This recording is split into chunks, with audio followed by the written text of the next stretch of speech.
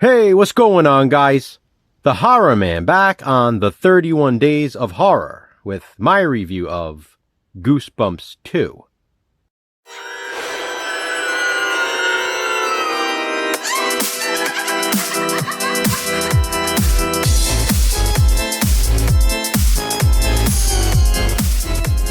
Welcome back to the 31 Days of Horror, or the 31 Days of Halloween. Today, I'll be reviewing a movie Jason has been trying to get me to watch for years. As you guys know, I'm a huge fan of Goosebumps books, and I love the TV series, and I loved the first movie from 2015. For some reason, though, even though I've owned this Blu-ray 2-movie collection since it was released, I've never watched Goosebumps 2 until now. Since I covered Goosebumps The Haunted Mask for Anthologies of Horror this week, I thought now would be the perfect time to review this movie. Goosebumps 2 was the 2018 follow-up to the 2015 Goosebumps movie. It's also known as Goosebumps 2 SLAPPY'S Revenge, and its original title is Goosebumps 2 Haunted Halloween. I like that one the best. It's the most fitting for the storyline. Before I get into that, though, I want to say this movie is a Halloween extravaganza.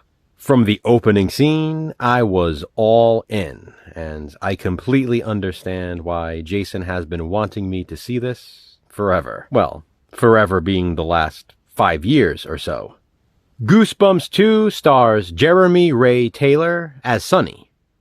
Most people will probably recognize him as Young Ben from It Chapter 1 and Chapter 2. His older sister Sarah is played by Madison Iseman, who a year later would star in Annabelle Comes Home, before 2 years after that, starring in I Know What You Did Last Summer, the series. She also played in an episode of Modern Family, and I've loved her in everything I've seen her in, so I was happy to see her in this. Wendy McLevin-Covey plays Sonny and Sarah's mom, Kathy. Coincidentally, she also appeared in Modern Family, but most people probably know her from The Goldbergs. Then there's Sonny's best friend Sam, played by Khalil Harris, and next-door neighbor Mr. Chu, played by Ken Jeong. Needless to say, Goosebumps 2 Haunted Halloween has a fantastic cast.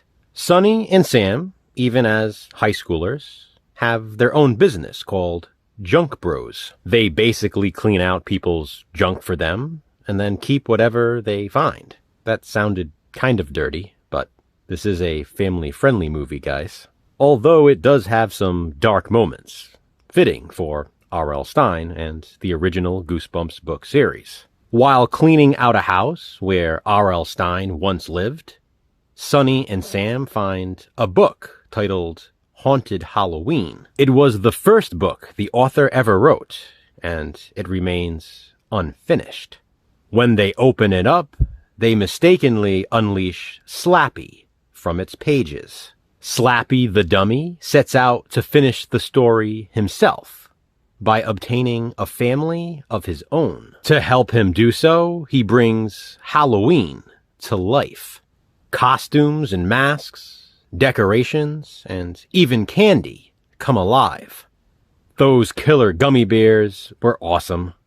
Now it's up to Sonny, Sam, and Sarah to stop Slappy on Halloween night.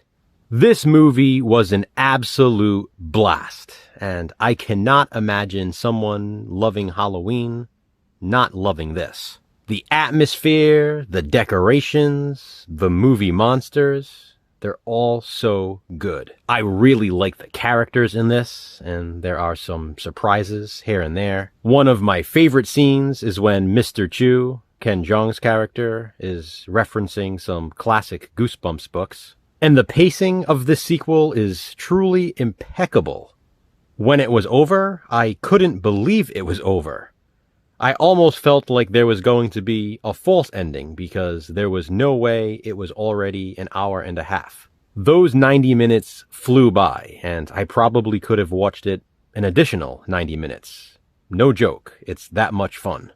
The only thing is, the ending sets up yet another sequel, which unfortunately it looks like we'll never get. I loved this movie.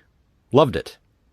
Goosebumps 2 will now be a must-watch every Halloween season for me. Have you seen it? If so, what do you think of it?